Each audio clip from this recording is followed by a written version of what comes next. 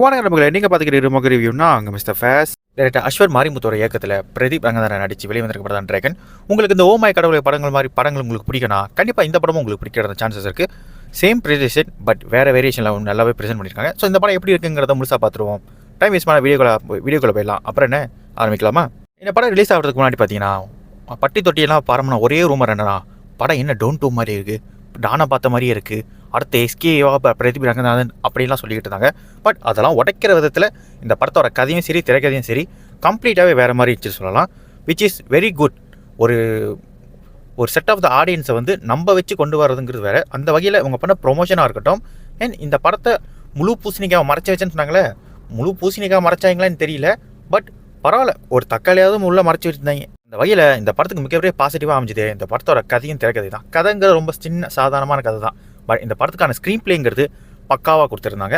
First half சரி second ஹாஃபும் சரி ஒரு விதமான ஒரு ஃப்ளோவை மெயின்டைன் பண்ணியிருந்தாங்க. ஃபஸ்ட் ஹாஃபில் ஒரு ஃப்ளோவையும் செகண்ட் ஹாஃபில் ஒரு ஃப்ளோவையும் அங்கங்கே சின்ன சின்ன இடத்துல அப்பப்போ கீழே டவுன் ஆகும்போதெல்லாம் அதுக்கான கரெக்டான ஹியூமர், அதுக்கான பிளேஸ்மெண்ட்டு எங்கெங்கெல்லாம் ஆடியன்ஸை என்கேஜ் பண்ணணுங்கிறத கரெக்டாகவே மேனேஜ் பண்ணியிருந்தாங்க. அதுக்கேற்ற மாதிரி அந்த படத்தோட கேமியோவையும் இந்த கதைக்கும் கதையோட கேரக்டரையும் நகர்த்துறதுக்கு பக்காவாக யூஸ் பண்ணியிருந்தாங்க. அந்த வகையில் வந்து பார்த்திங்கன்னா அஸ்வர் மாரிமுத்துவை பாராட்டியே ஆகணும். இந்த படத்துக்கு பக்கபலமாக அமைஞ்சது கண்டிப்பாக அந்த படத்தோட ரைட்டிங் சொல்லலாம். ஸோ ரைட்டிங் வைஸ் நல்லாவே மெனக்கெட்டுருக்காங்க, நல்லாவே எழுதியிருக்காங்க. அதை எவ்ரி சிங்கிள் கேரக்டருக்கும் இம்பார்ட்டன்ஸ் கொடுத்து அதை ஹீரோ பக்கம் ட்ரைவ் பண்ண வச்சுருக்காங்க. கதையை ட்ரைவ் பண்ணுறது மட்டும் முக்கியம் இல்லை, அது கேரக்டரும் ட்ரைவ் ஆகணும். அந்த மாதிரி ஒரு எழுத்தை வந்து இந்த படத்துக்கு கொடுத்துருக்காங்க. ஸோ அது நல்லாவே ஸ்க்ரீனில் ரிஃப்ளெக்ட் ஆகிருக்கு. ஸோ மனுஷன் சொன்ன மாதிரி என்ன எழுதினாரோ என்ன கொடுத்தாங்களோ அதை கரெக்டாக எடுத்து கொடுத்துட்டாருங்கிறது நல்லாவே பார்க்க முடிஞ்சுது. பிகாஸ் இந்த படத்தோட கிளைமேக்ஸை ரீச் பண்ணும்போது பார்த்திங்கன்னா அந்த கேரக்டரோட லேயருங்கிறது அப்படியே டீப்பாக போய்கிட்டே இருக்கும். அந்த லெவலில் எழுதியிருக்காங்க. ஸோ கேரக்டர் ரைட்டிங் பார்த்திங்கன்னா அந்த படத்துக்கு செம்ம சூப்பர் ஸ்ட்ராங்காக அமைஞ்சிருக்கு. ஸோ அந்த வகையில் ஸ்க்ரீன் பிளேவாக இருக்கட்டும், ரைட்டிங்காக இருக்கட்டும், இந்த படத்தோட கதையாக இருக்கட்டும், எல்லாமே இன்றைக்கி இந்த நிமிஷத்துக்கு வந்து பார்த்திங்கன்னா இன்றைக்கி இருக்கிற சூழ்நிலைக்கு இந்த மாதிரி கதைகள் தேவைப்படுது, தேவையும் கூட. ஸோ அந்த வகையில் சூப்பர் ஸ்ட்ராங்காக அமைஞ்சிருக்கு. அண்ட் படத்தோட கேரக்டர் சொல்லும்போது இந்த படத்தில் நடித்த எல்லாரோட பெர்ஃபார்மன்ஸும் ரொம்பவே நல்லா இருந்துச்சு. ஸோ கண்டிப்பாக இந்த படத்தோட டைட்டிலுக்கு ஏற்ற மாதிரி பார்த்தீங்கன்னா டிராகன் அந்த ஒரு பிரதீப் ரங்கநாதன் ஒரு கேரக்டர் மட்டும் தான் கண்டிப்பாக ஷைன் பண்ணோம். ஸோ அவர் ஷைன் பண்ணணுன்றதுக்காக வந்து மற்ற கேரக்டர் டம்மி பண்ணிட்டாங்கன்னு கேட்டால் அப்படிலாம் கிடையாது. இந்த கேரக்டர் ஷைன் பண்ணோன்னா மற்ற கேரக்டர் வந்து பார்த்திங்கன்னா அதுக்கான வேலைகள் பண்ணால் மட்டும்தான் இந்த கேரக்டர் ஷைன் ஆகும். அந்த மாதிரி தான் எழுதப்பட்டிருக்கு. ஒரு சின்ன கேரக்டராகவே இருந்தாலும் ஹீரோட கேரக்டர் டெவலப் பண்ணுறதுக்கு பக்காவாக உதவி இருக்காங்க. அந்த வகையில் அவங்களோட பெர்ஃபார்மன்ஸும் வந்து பார்த்திங்கன்னா பக்காவாக இருந்துச்சு. அண்ட் பிரதீப் ரங்கநாதன் பார்த்திங்கன்னா ஒன் மேன் ஆர்மியாக அவரால் கேரி பண்ண முடியும் அப்படிங்கிற அளவுக்கு இந்த படத்தை அவர் நிரூபிச்சிருக்காரு. அகெயின் கண்டிப்பாக அடுத்த படங்களில் வந்து பார்த்திங்கன்னா இன்னும் பெட்டராகவே அவர் கேரக்டர்லாம் ஹேண்டில் பண்ண ஆரம்பிச்சோன்னு நினைக்கிறேன். இந்த படத்துலேயே வந்து பார்த்திங்கன்னா பக்காவாகவே பண்ணியிருந்தாரு. ஒரு சில இடங்களில் கொஞ்சம் தடுமாறாரோ அப்படிங்கிற ஃபீல் கொடுத்தாலும் முக்கால்வாசி இந்த படத்தில் இந்த எமோஷன் சீன்லாம் இருக்கட்டும், ஹியூமராக இருக்கட்டும், நிறைய டான்ஸு சாங்ஸ் ஃபைட்டுன்னு சொல்லிட்டு எல்லாமே நல்லா பண்ணுறாரு. எனக்கு தெரிஞ்சு அடுத்த படங்களில் இன்னுமே இதை பெட்டராக பண்ணுவார்னு நினைக்கிறேன். ஸோ இந்த படம் ஒரு நல்ல வெற்றி படமாக அவருக்கு அமையும் நினைக்கிறேன். அதை தாண்டி மிஷ்கின் பார்த்திங்கன்னா அந்த படத்தில் ஒரு முக்கியமான ரோல் பண்ணியிருக்காரு. மிஷ்கினோட ரோட்லாம் வந்து பார்த்திங்கன்னா செம்ம அல்டிமேட்டாக இருக்கும். ஜிமே ரோலுங்கிறது டீசெண்டாக இருந்துச்சு, பெருசாக ஒன்றுமே இல்லைனாலும். பட் அவரோட கேரக்டருங்கிறது இந்த படத்துக்கு தேவைங்கிற பட்சத்தில் வந்து பார்த்திங்கன்னா அது கண்டிப்பாக அதை நீக்கவே முடியாது. அண்ட் ஜார்ஜ் மரியமோட கேரக்டராக ரொம்பவே நல்லா இருந்துச்சு. அவர் ஃபாலோ பண்ணி வர அந்த சென்டிமெண்ட் சீன்லாம் வந்து பார்த்திங்கன்னா நல்லா ஒர்க்காக இருந்துச்சு, ஒர்கானிக்காகவும் இருந்துச்சுன்னு சொல்லலாம். என் படத்துக்கு மிகப்பெரிய ஹியூமர் சேர்க்கறது 2 பேர் தான், விஜய் சித்து அண்ட் கேங். ஸோ விஜய் சித்து பொறுத்த வரைக்கும் பார்த்திங்கன்னா இந்த படத்தில் வந்து பார்த்திங்கன்னா த்ரோ அவுட்டாக படம் ஃபுல்லாக வரலனாலும் எங்கெங்கெல்லாம் அவரை வைக்கணுங்கிறத வந்து பக்காவாக ப்ளேஸ் பண்ணியிருக்காங்க. அவரோட ஃபேஸ் வந்து பார்த்திங்கன்னா பக்கா அந்த ஹியூமர் வந்து எங்கே கொடுக்கணுமோ அங்கே மட்டும் கொடுத்துருக்காங்க. என் கேரக்டர் வந்து பார்த்திங்கன்னா இந்த மொத்த படத்துக்குமான ஆர்க்கும் அவர் கொடுக்குற மாதிரி வச்சதுங்கிறது ரொம்பவே நல்லா இருந்துச்சு. பிகாஸ் அந்த கேரக்டரோட பொட்டன்ஷியல் என்னங்கிறத ஸ்டார்டிங்கில் காமிச்சிட்டால எண்டு வரைக்கும் அந்த கேரக்டர் வந்து சில இடங்களில் இருந்தாலும் இல்லைனாலும் அந்த கேரக்டர் வரும்போது ஒரு மாதிரி இரிட்டேஷனோ ஏன்டா அவன் வரான் அப்படிங்கிற ஃபீலும் கொடுக்கல. அண்ட் அதே போல் பார்த்திங்கன்னா அர்ஷத் கானோடைய கேரக்டரும் ரொம்பவே நல்லா இருந்துச்சு. அண்ட் செம்ம ஃபன்னே அந்த மனுஷன் தான். ஸோ அந்த மனுஷனுக்கு ஒரு நல்ல பொட்டென்ஷியல் இருக்குங்கிறத இந்த படம் மூலிமா அவர் நிரூபிச்சிருக்காரு. ஸோ சொல்ல முடியாது, ஃப்யூச்சரில் இவங்களை நிறைய ரேட்டை யூஸ் பண்ணுறதுக்கான வாய்ப்பு நிறையவே இருக்குது. படத்தில் 2 ஹீரோயின் மட்டும் தான். ஸோ 2 ஹீரோயின் பர்ஃபார்மனை பொறுத்த வரைக்கும் பார்த்திங்கன்னா கைடு லோவர் வந்து படம் ஃபுல்லாக வந்தாலும் பட் ஸ்கோர் பண்ணுறது என்னமோ அனுபவா பரமேஸ்வரன் தான். அவங்க 2-3 சீன் தான் வராங்க, பட் அவங்களோட பொட்டென்ஷியலுங்கிறது அதிகமாக இருக்குது.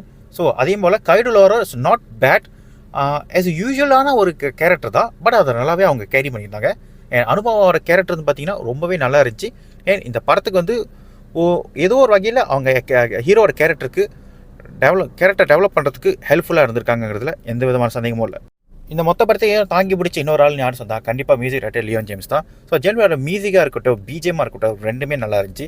அண்ட் சாங்ஸ், எல்லா சாங்ஸுமே செம்மையாக இருந்துச்சு. எந்த ஒரு இடத்துலையுமே அந்த படத்துக்கு லேகாவோ அந்த சாங்ஸ் தேவையில்லை அப்படிங்கிற ஃபீல் ஆகிற அளவுக்கு எந்த ஒரு சாங்ஸும் அமையல. அண்ட் பிஜிஎம்மும் பார்த்திங்கன்னா அந்த படத்தோட கதைக்காலத்துக்கு ஏற்ற மாதிரி கரெக்டாக ஆப்டாக இருந்துச்சு. லியோன் ஜேம்ஸ் அவரோட வேலையை பக்காவாக பண்ணிட்டாரு. அதை தாண்டி இந்த படத்தோட சினிமாட்டோகிராஃபியாக இருக்கட்டும், விஷுவலாக இருக்கட்டும், லைட்டிங்காக இருக்கட்டும், கலர் பல்லட்டாக இருக்கும், எல்லாமே இந்த படத்துக்கு ஆப்டாக பொருந்திருந்துச்சு. எந்த ஒரு இடத்துலையுமே பிசிறு தட்டிடுச்சுன்னு சொல்லவே முடியாது. உண்மையாக சொல்லணும்னா நிறைய லைவ் லொக்கேஷன் போய் நிறைய சாங்ஸுக்காக இருக்கட்டும், சீனாக இருக்கட்டும், நிறைய விஷயத்தை வந்து ப்ராக்டிக்கலாகவே நல்லாவே இப்போ ஃபுல்லாக பண்ணியிருக்காங்க. ஸோ அந்த வகையில் வந்து பார்த்திங்கன்னா சினிமாட்டோகிராஃபியாக இருக்கட்டும், டிஏ எதுவுமே வந்து பார்த்திங்கன்னா பெருசாக உங்களுக்கு வந்து குறையாவோ ஒரு மாதிரி கண்ணு கூசுகிற மாதிரியோ எந்த ஒரு விஷயமே இருக்காது. ஸோ அதெல்லாம் நல்லாவே என்ஜாய் பண்ணக்கூடிய அளவுக்கு விஷுவல் பக்காவாக அமைஞ்சிருக்கு. அண்ட் அதை ஃபாலோ பண்ணி வர எல்லா சீனுமே சரி. அண்ட் ஈவன் வந்து பார்த்திங்கன்னா ஒரு சோகமான சீனில் கூட பார்த்திங்கன்னா கரெக்டான கலர் பேலட்டில் அந்த எமோஷன்ஸை ஆடியன்ஸை கடத்துகிற அளவுக்கு பக்காவாகவே பண்ணியிருந்தாங்க. ஃபைட்டை பொறுத்த வரைக்கும் பார்த்திங்கன்னா பெருசாக ஃபைட் சீன் இல்லை, 2-3 ஃபைட் சீன் தான். பட் ரொம்ப டீசெண்டாக தான் அமைச்சிருந்தாங்க. பெருசாக ஓன் பண்ணிட்டனாலும் அந்த படத்துக்கு அந்த கமர்ஷியல் எலிமெண்ட்டுக்கு என்ன தேவையோ அதை தாண்டி பிரதீப் ரங்கநாதனுடைய பிசிக்கல் பாடிக்கு என்ன மாதிரி ஒரு ஃபைட் சீக்வன்ஸ் கொடுக்கணுமோ அந்த மாதிரி ஃபைட் சீக்வன்ஸ் தான் கோரியோகிராஃபி பண்ணியிருக்காங்க. ஸோ அந்த வகையில் ஒரு டீசெண்டான ஃபுல் ஆஃப்னு சொல்லுவேன். என்னடா இவ்வளோ நம்ம பாசிட்டிவாக சொல்லிக்கிட்டு இருக்கே, படம் அவ்வளோ நல்லா இருக்கான்னு கேட்டிங்கன்னா ருக்கோஜாரோ நெகட்டிவும் இருக்குது, கொஞ்சம் இருக்க தான் செய்யுது. ஸோ அந்த படத்தை நெகட்டிவாக பொறுத்த வரைக்கும் பார்த்திங்கன்னா இந்த படத்தோட கதையோட பேஸ்ன்னு தான் சொல்லுவேன். பேஸ்ன்னு சொல்வது இதோட அடித்தளம். இந்த படத்தோட கதையில் வந்து மிகப்பெரிய ஓட்டம் இருக்குது. என்ன தான் இந்த படம் வந்து பார்த்திங்கன்னா நீங்கள் த்ரோட்டாக என்ஜாய் பண்ணி ரசிக்கக்கூடிய அளவுக்கு எல்லா எலிமெண்ட்ஸும் இந்த படத்தில் இருந்தாலுமே இந்த கதையோட பேஸுங்கிறது ரொம்ப வீக்காக இருக்குது. ரொம்ப வீக்காக இருக்குது. இதெல்லாம் வந்து என்ன சொல்கிறதுனே தெரில. இதெல்லாம் நம்புறதா நம்பாமல் இருக்கிறதா?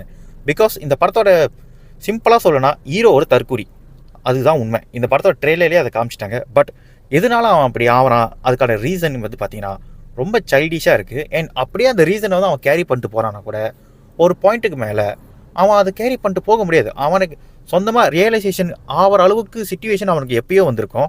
பட் இந்த படத்தோட கேரக்டர் வந்து பார்த்திங்கன்னா கிட்டத்தட்ட கல்யாணம் பண்ணுற சிச்சுவேஷன் வரும்போது தான் அந்த ரியலைசேஷனே வருவான். அதாவது காலேஜெலாம் முடித்து ஒரு இடத்துல வேலை பார்க்கணும், லைஃப்பில் அடுத்த கட்டத்துக்கு போகிறதுக்கு கிட்டத்தட்ட 7-8 வருஷம் அவன் டைம் எடுத்துருக்கான். பட் இவன் வந்து கேட்டால் ஸ்கூலில் டாப்பருங்கிறீங்க, இதெல்லாம் நம்புற மாதிரியா இருக்குது. சிம்பிளாக சொல்லனா இந்த படத்தோட கேரக்டர் வர ஹீரோ வந்து பார்த்திங்கன்னா பொம்பளை சோக்குக்காக படிக்காமல் தற்கூரியாக சுற்றிக்கிட்டு இருக்கான். இதை கேட்கும்போதே டேய் இந்த மாதிரி எவனாவது பண்ணுவானா, இல்லை அப்படியே பண்ணாலும் எவனாவது இந்த மாதிரி ரொம்ப நாளைக்கு மெயின்டைன் பண்ண முடியாதுங்க. எந்த ஒரு எப்படிப்பட்ட ஒருத்தனாக இருந்தாலும் பொம்பளை சோக்குக்காக படிப்பையே விட்டு கொடுத்துட்டுலாம் போகிற அளவுக்கு எவனுமே முட்டாளாக இருக்க மாட்டான். படிப்புங்கிறது ஒரு மனுஷனுக்கு எதுக்கு? அறிவை வளர்த்துக்க. அந்த அறிவு இல்லாமல் தற்கூரியாக போகிறான்னா அவன் படித்ததே வேஸ்ட்டுன்னு அர்த்தம். அவனுக்கெல்லாம் எதுக்கு? அப்படிப்பட்ட ஒருத்தனுடைய கதையை நம்ம ஏன் 2 மணி நேரம் காசு கொடுத்து பார்க்கணும்? இந்த மாதிரி கேள்விகள் வந்து அந்த இடத்துல எலும்பு தான் செஞ்சு. பட் படத்தில் வந்து அது எந்த இடத்துலையும் தெரியாமல் அவங்க பூசி மூழ்கிட்டாங்க தான். பட் இந்த படத்தோட பேஸுங்கிறது இது ஒரு மிகப்பெரிய அடிவிலும். யாராவது ரீவாட்ச் பண்ணிங்கன்னா கண்டிப்பாக இந்த விஷயத்தை நோட்டீஸ் பண்ணுவீங்க. அதே போல் இந்த படத்தில் ப்ரெடிக்டபிலிட்டி நிறைய இருக்குது. எதுவுமே ட்விஸ்ட் அண்ட் டர்ன்னு கண்டிப்பாக கிடையாது தான். பட் ப்ரெடிக்டபிலிட்டின்னு சொல்லும்போது முன்னாடியே சொன்னது போல் இந்த படத்தோட பேஸே வந்து அடி வாங்குறதுனால அவன் அடுத்து என்ன முடிவு பண்ணுவான், அடுத்து அவன் என்னென்ன செய்வான், என்னென்ன செய்ய போகிறாங்கிறத கண்டிப்பாக நீங்கள் வந்து கம்ப்ளீட்டாக ப்ரெடிக்ட் பண்ணுவேன். ஒரு சில பேருக்கு அது பெருசாக போர் அடிக்காமல் நீங்கள் என்ஜாய் பண்ணிடலாம், ஜஸ்ட் கடந்து கூட போயிடுவீங்க. பட் ஒரு சில பேருக்கு கண்டிப்பாக எனக்கு தெரிஞ்சு கடந்து போகிறதுக்கு கொஞ்சம் லேக் ஆகிறதுக்கான வாய்ப்புகளும் நிறையவே இருக்குது. ஸோ சில இடங்களில் ஸ்க்ரீன் ப்ளே தோய்வு அடைகிறத கண்டிப்பாக நீங்கள் கவனிக்க முடியும். அது மட்டும் இல்லாமல் என்னதான் ஒரு சில இடங்களில் இந்த கண்டினியூட்டிலாம் நல்லா மெயின்டைன் பண்ணியிருந்தாலும் சில சீன்ஸில் கண்டினியூட்டியே லாஜிக்கு இதெல்லாம் மறந்துட்டு நேராகவே ஃபாலோ போயிட்டாங்க. ஆஃப்கோர்ஸ் சில இடத்துல வந்து லாஜிக் பார்க்கணும் அவசியம் கிடையாது, இது ஒரு கமர்ஷியல் படம் தான். ஆனாலும் கண்டினியூட்டிங்கிறத சில இடத்துல நல்லா மெயின்டைன் பண்ணிவிட்டு அப்படியே அதை அப்படியே விட்டுட்டீங்க. அங்கேயும் கொஞ்சம் இருக்கிற ஓட்டையும் சேர்த்து அடைச்சிருக்க வேண்டியதானே, இவ்வளோ செஞ்சுட்டு அவ்வளோ பக்கத்துலேருந்து விட்டுட்டிங்களே அப்படின்னு கேட்கக்கூடிய அளவுக்கு ஒரு சில இடங்களில் சில லூப் ஹோல்ஸ்லாம் இருக்க தான் செய்யுது இந்த கதையில்.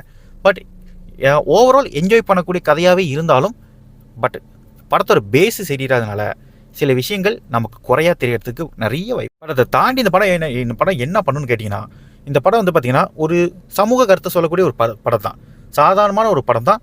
டெக்னிக்கலி இந்த படத்தோட பேஸுங்கிறது ஒரு கம்ப்ளீட்லி ஒரு ப்ரீ கிளைமேக்ஸ் வரைக்கும் வரைக்கும் பார்த்திங்கன்னா இந்த படம் முடிஞ்சிருச்சுன்னு நீங்கள் நினைப்பீங்க. பட் முடிக்காமல் இழுத்துட்டு போனது கூட பார்த்திங்கன்னா ஒரு சில பேருக்கு மேபி உங்களில் ஒரு சில பேருக்கு பிடிக்கலாம், பிடிக்காம கூட போகலாம். பட் எனக்கு வந்து அது ஓகேவாக தான் ஃபீல் ஆனிச்சு. மொத்தமாக அந்த படம் எப்படி இருக்குன்னு கேட்டிங்கன்னா, கண்டிப்பாக ஒரு நீட்டான க்ளீனான ஒரு படம் தான். தேட்டரில் போய் பார்த்து ரசிக்கக்கூடிய அளவுக்கு எல்லா எலிமெண்ட்ஸும் உள்ள ஒரு கமர்ஷியல் வேல்யூ உள்ள ஒரு நல்ல படம் தான். பட் ஒரு சில குறைகள் இருந்தாலும் இந்த படம் சாதாரணமான ஒரு ஆடியன்ஸுக்கு வந்து பார்த்திங்கன்னா இந்த படம் எந்த இடத்துல போர் அடிக்கவோ இல்லை அவங்களுக்கு பெருசாக பெரிய குறையாவோ தெரியாது. கண்டிப்பாக இந்த படம் முடிஞ்சு வரும்போது ஒரு நல்ல ஒரு குட் ஃபீலோட தான் வருவீங்க. உங்களை ஏமாற்றியோ உங்களை அழுவ வச்சியோ கண்டிப்பாக அந்த மாதிரி பண்ண மாட்டாங்க. ஸோ அந்த வகையில் இந்த படம் பார்க்கணும்னு நினைக்கிறேன், கண்டிப்பாக போய் பாருங்கள். நான் அந்த படம் பார்த்துட்டேன். இது ஒரு லேட் ரிவ்யூ தான். பட் வேறு வழி இல்லை, சில பல பிரச்சனைகள் காரணமாக கொஞ்சம் லேட்டாக தான் நான் ரிவ்யூ போடுறேன். ஸோ படம் யாராவது இன்னும் பார்க்கலனா கண்டிப்பாக படத்தை போய் பாருங்கள். ஒரு மிஸ் பண்ணாமல் பார்க்கக்கூடிய ஒரு நல்ல படம் தான். பட் அதை தாண்டி சில பேருக்கு ஆவரேஜாக இருக்கலாம். பட் எனக்கு ஒரு ஓகேவான ஒரு படமாக இருந்துச்சு. ஸோ நான் வேற ஒரு வீடியோவில் வந்து உங்களை சந்திக்கிறேன். அப்புறம் என்ன வரட்டா.